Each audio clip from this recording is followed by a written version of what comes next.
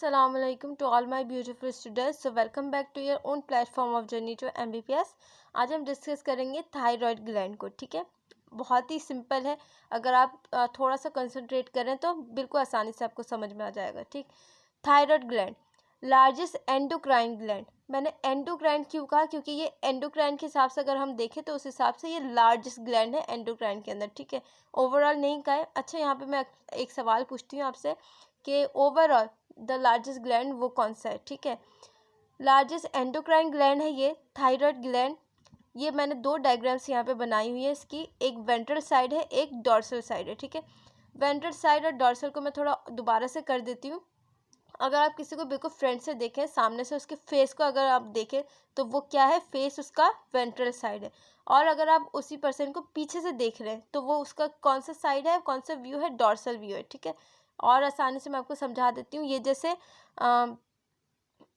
ये आप हाथ को ले लें तो ये क्या है, ये जो मेरा हाथ है ये क्या है, ये वेंट्रल साइड है. ठीक है, अब इसको अगर मैंने ये फोल्ड कर लिया और अगर फोल्ड कर लिया मैंने इसको, तो ये पीछे से जो नज़र आ रहा है वो क्या है, वेंट्रल साइड, डॉर्सल साइड है. ठीक है, तो चलिए अब हम इसको थायराइड ग्लैंड को समझ लेते हैं. थायराइड ग्लैंड, तो सबसे पहला पॉइंट क्या है, बटरफ्लाई या एच शेप है ये. ठीक है, ये आप देख रहे हैं बटरफ्लाई की तरह ये विंग्स इसके, और ये अगर एच शेप भी अगर आप बनाना चाहें तो ये एच की तरह भी लग रहा है. ठीक है, तो बटरफ्लाई या फिर एच शेप है. Present around the trachea, trachea के आसपास ये प्रेजेंट है. इसकी लोकेशन, एग्जैक्ट लोकेशन का है, मेल्स में आपने देखा होगा कि उनके गले में एक कार्टिलेज नुमाया हो रहा होता है ना, थोड़ा सा उभरा हुआ जो गले में कार्टिलेज नुमाया हो रहा होता है. तो वो कौन सी कार्टिलेज है, थायराइड कार्टिलेज है वो. ठीक है, बिल्कुल उस कार्टिलेज के पीछे प्रेजेंट है थायराइड ग्लैंड. ठीक है, अच्छा, अब ये जो यहाँ पे स्पेस है जिसको मैंने थोड़ा सा यू डार्क किया हुआ है, ये स्पेस इन दोनों लोब्स को आपस में कनेक्ट करती है. इसको हम क्या कहते हैं, इस्थिमस कहते हैं. नॉन सिक्रीटरी होता है ये यहाँ पे ये कुछ भी सिक्रीट नहीं करती है. ठीक, अच्छा, अब ये क्या है, ये बायलोब्स ग्लैंड है. ये क्या है, बायलोब्स ग्लैंड है. यहाँ पे इसकी एक ग्लैंड है, ये यहाँ पे इसकी एक लोब है, ये यहाँ पे इसकी एक और लोब है ये. ठीक है, और ये दोनों ये क्या है, इसको हम क्या कहते हैं, थायराइड कहते हैं इसको हम. और ये सर्कल सर्कल, ये गोल गोल गोल गोल से ये चुनने चुनने से इसको हम क्या कहते हैं, इसको हम फॉलिकल्स कहते हैं. ये इसको और इसको हम क्या कहते हैं, फॉलिकल्स कहते हैं. अगर हम इसको पीछे की तरफ साइड से देखें, डॉर्सल व्यू इसका कैसा है, ये इस तरह से. इसके अंदर ये 4 येलो कलर के मासेस है. ठीक है, ये एक्चुअल में येलो कलर के ही होते हैं. ये कहाँ पे है, 4 कॉर्नर्स में ये मौजूद है. थायराइड के चारों कॉर्नर में ये 4 प्रेजेंट है. तो ये क्या है, ये भी एक ग्लैंड है. तो आप ऐसा समझ लें कि थायराइड ग्लैंड के अंदर ये 4 मजीद और ग्लैंड्स है. ठीक है, समझ आया अच्छी तरह से. तो हम अब इसके हार्मोन्स के बारे में पढ़ते हैं. तो ये थायराइड के हार्मोन्स हैं. ठीक है, थायराइड हार्मोन, इसके अंदर 2 तरह के हार्मोन्स होते हैं. एक जिसको हम कहते हैं थायरोक्सिन, दूसरा जिसको हम कहते हैं थायरोकैल्सिटोनिन, जिसको हम शॉर्ट फॉर्म में TCTB कहते हैं. ठीक है, नज़र आ रहा है, TCTB कहते हैं. एक थायरोक्सिन और दूसरा थायरोकैल्सिटोनिन. ठीक है, तो ये क्या है, ये फॉलिकल्स हैं. ये फॉलिकल्स हैं, इनकी डायग्राम अगर मैं बड़ा करके आपको दिखाना चाहूँ तो कुछ वो इस तरह से नज़र आते हैं. ठीक है, कुछ फ्लावर लाइक ये स्ट्रक्चर होते हैं. ठीक है, ये क्या है, ये फॉलिक्यूलर सेल्स है. ये क्या है, ये फॉलिक्यूलर सेल्स है. ये 4 मैंने बनाए, ये चारों क्या है, ये फॉलिकल्स है. ठीक है, अब इसके अंदर ये जो खाली खाली स्पेस है यहाँ पे भी कुछ सेल्स प्रेजेंट होते हैं जिनको हम क्या कहते हैं, para follicular cells. Para means आसपास, फॉलिक्यूलर मतलब फॉलिकल्स, मतलब फॉलिकल्स के आसपास रहने वाले सेल्स. ठीक है, और ये इसके अंदर ये फ्लूइड प्रेजेंट होता है, आयोडीन फिल्ड फ्लूइड प्रेजेंट होता है. ठीक है, ये इसके अंदर ये खाली नहीं होता, ये सब के अंदर ये फ्लूइड प्रेजेंट है. ठीक, तो सबसे पहले अगर मैं डिस्कस करना चाहूँ थायरोक्सिन को, तो थायरोक्सिन के अंदर 2 फॉर्म्स हैं, मजीद 2 फॉर्म्स है थायरोक्सिन के अंदर. एक को हम कहते हैं T3, एक को हम कहते हैं T4.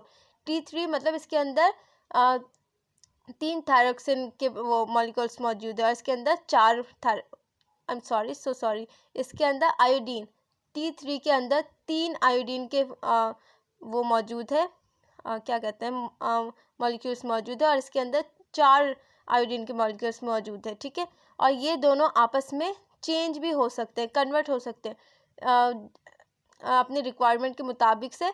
ये T3 T4 में कन्वर्ट हो सकता है, T4 T3 में कन्वर्ट हो सकता है. ठीक है, तो T3 का नाम क्या रखा है हम लोग ने, ये देखें, ये ट्राई आयोडोथायरोनिन। ट्राई मीन्स 3, ठीक है, तो इसका नाम क्या है, ट्राई आयोडोथायरोनिन। और इसका नाम T4 का नाम हमने क्या रखा है, टेट्रा आयोडोथायरोनिन, ठीक है। नाम अच्छी तरह से समझ में आ गया। अच्छा, अब ये किस तरह, इनकी प्रॉपर्टीज़ क्या क्या है। लेस इन ब्लड, ब्लड के अंदर ये बहुत कम होते हैं, ये देखें नज़र आ रहा है, लेस इन ब्लड, ब्लड के अंदर ये बहुत कम होते हैं। मोर पोटेंट, ये बहुत ज़्यादा एक्टिव होते हैं। और ये क्या होते हैं, मोर इन ब्लड, ये ब्लड के अंदर ज़्यादा होते हैं लेकिन लेस पोटेंट होते हैं, ये बहुत कम एक्टिव होते हैं। ज़्यादातर क्या होते हैं, ये इनएक्टिव होते हैं, ठीक है। तो ये थायरोक्सिन और इनकी फॉर्म समझ में आ गया आपको। तो अब हम थायरोकैल्सिटोनिन को डिस्कस करते हैं। ये देखें थायरोकैल्सिटोनिन, ये क्या करते हैं, ये रेगुलेट करते हैं कैल्शियम के लेवल को, कैल्शियम और मेटाबॉलिज्म को। ये ब्लड के अंदर मतलब कैल्शियम के लेवल को ये मेंटेन रखते हैं, ये थायरोकैल्सिटोनिन, ठीक है। और इनका इफेक्ट कैसा होता है, हाइपोकैल्सीमिक इफेक्ट इनका होता है, ठीक। आगे चलते हैं, पैराथायरॉयड ग्लैंड को हम देखते हैं। पैराथायरॉयड ग्लैंड कौन सी, ये जो येलो कलर की जो ग्लैंड्स मैंने पीछे आपसे डिस्कस किया था, ये 4 जो ग्लैंड्स होती है इनके बारे में।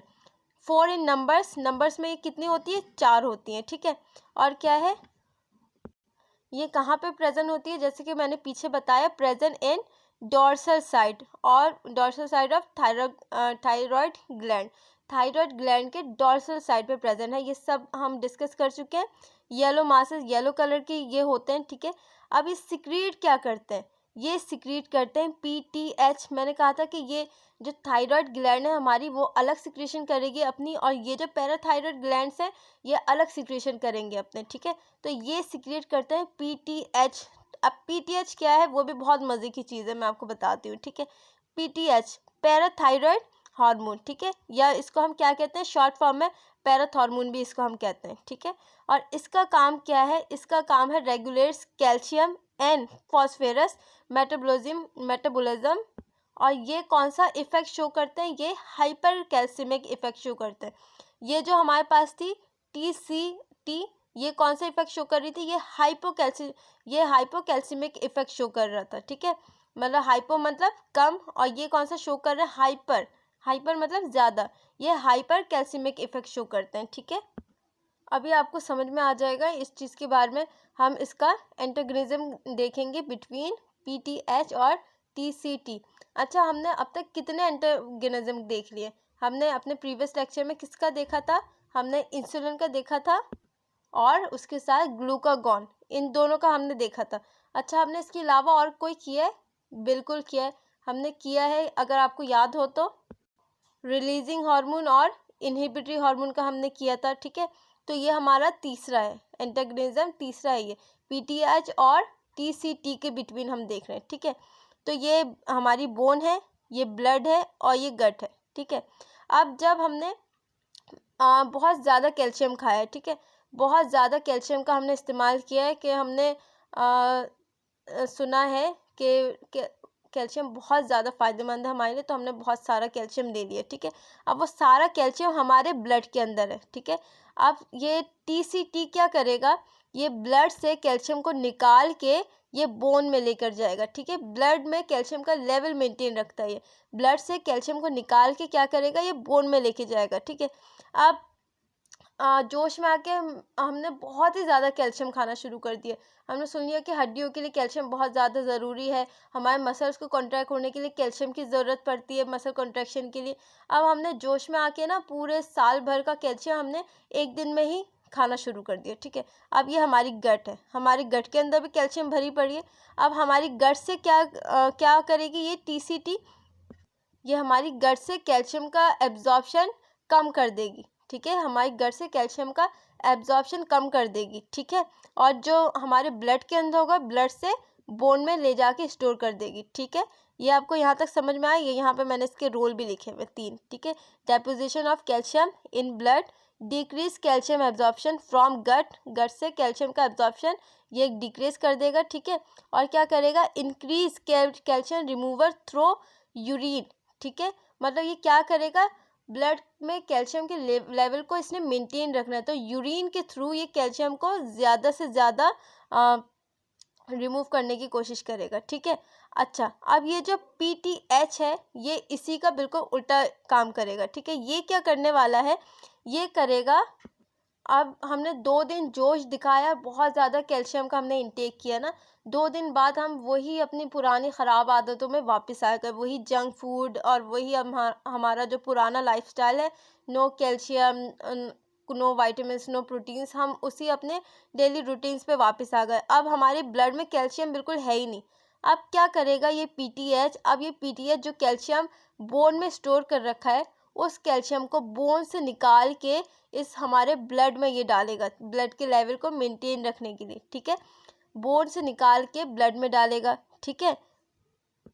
और अगर हमने गलती से थोड़ा बहुत कैल्शियम भी खा लिया, थोड़ा बहुत भी हम अगर शरीफ हो गए, थोड़ा बहुत भी हमने कैल्शियम खा लिया, तो ये बहुत ही ज़्यादा स्ट्रांगली उस कैल्शियम का एब्जॉर्प्शन करेगा, उस कैल्शियम को फ़ौरन गट से निकाल के ब्लड में एब्जॉर्ब करवा देगा, ठीक है। समझ आया? तो ये TCT क्या कर रहा था, ब्लड लेवल में ब्लड के अंदर कैल्शियम का लेवल डिक्रीज कर रहा था। ये TCT क्या कर रहा था, ब्लड के अंदर कैल्शियम का लेवल डिक्रीज कर रहा था, मतलब ब्लड से कैल्शियम को यहाँ वहाँ वहाँ यहाँ भगा रहा था, हटा रहा था, ठीक है। और ये PTH क्या करेगा, ब्लड में कैल्शियम का लेवल इंक्रीज करेगा। अगर हम कैल्शियम को नहीं खा रहे तो वो कहीं से भी लेके, अगर हमारे गट में थोड़ा बहुत मिल गया, वहाँ से लेके हमारी बोन से लेके ब्लड में कैल्शियम के लेवल को मेंटेन रखेगा, इंक्रीज करेगा। तो ठीक है, हुए ना ये आपस में एंटेगनिज्म, ठीक। अब वही सारे पॉइंट्स मैंने यहाँ पे भी लिख रखे। क्या करेगा ये, तो ये यहाँ पे कर क्या रहा है, ये जो PTH बोन से कैल्शियम को निकाल के ब्लड में डाल रहा है, तो ये क्या कर रहा है, डीमिनरलाइजेशन कर रहा है। क्या कर रहा है ये, डीमिनरलाइजेशन ऑफ बोन्स की डीमिनरलाइजेशन कर रहा है। और उसकी वजह से एक हद तक ये कर सकता है, लेकिन बहुत ज़्यादा ये करने की वजह से हमारी बोन फिर क्या होती है, वीक हो जाती है। जब हम कैल्शियम का बिल्कुल भी इंटेक नहीं करते तो ये ब्लड में तो कैल्शियम के लेवल को मेंटेन रखना है ना, तो उसके लिए ये PTH बोन से कैल्शियम को निकाल निकाल के ब्लड में डालेगा, बोन से कैल्शियम को निकाल निकाल के ब्लड में डालेगा। तो ये इससे क्या होती है बोन की, ये क्या है, डीमिनरलाइजेशन हो रही है। एक वक्त ऐसा आता है कि ऐसे करते करते करते करते बोन बिल्कुल वीक हो जाती है हमारी। जब बोन से सारा कैल्शियम ये निकाल निकाल के सिर्फ ब्लड में डाल रहा है, तो एक वक्त आता है बोन हमारी बिल्कुल वीक हो जाती है, ठीक है। और इंक्रीज कर देगा एब्जॉर्प्शन को, कैल्शियम के एब्जॉर्प्शन को इंक्रीज कर देंगे फ्रॉम द गट, ठीक है। गट में अगर थोड़ा सा भी इसको कैल्शियम मिल गया तो वहाँ से बहुत स्ट्रांगली ये एब्जॉर्ब कर लेगा कैल्शियम को। और क्या करेगा, डिक्रीज कर देगा, क्या करेगा, डिक्रीज कर देगा कैल्शियम का रिमूवल थ्रू यूरिन, मतलब यूरिन के थ्रू कैल्शियम का रिमूवल बिल्कुल भी ना हो, ये चीज़ ये करेगा, ठीक है। तो उम्मीद है कि आपको ये चीज़ अच्छी तरह से समझ में आ गया होगा। तो हम ये जो सुनते हैं ना ऑस्टियोपोरोसिस, तो वो होता ही इसलिए क्योंकि इसकी PTH की हाइपर सिक्रेशन हो रही होती है, ठीक है। PTH की हाइपर सिक्रेशन हो रही होगी तो वो क्या करेगा, बोन से कैल्शियम को निकाल निकाल के सिर्फ ब्लड में डाल रहा होगा, तो उससे क्या हो जाता है, एक वक्त आता है ऑस्टियोपोरोसिस उससे हो जाता है, ठीक है। और अगर PTH की हाइपो सिक्रेशन हो रही होगी, तो हाइपर सिक्रेशन से क्या होगा, पैराथायरॉयड, ठीक है, इट्स लीड्स टू पैराथायरॉयड। तो उम्मीद है आपको आज का लेक्चर समझ में आ गया होगा। तो इसको लाइक करें, शेयर करें और सब्सक्राइब करें। अल्लाह हाफ़िज़।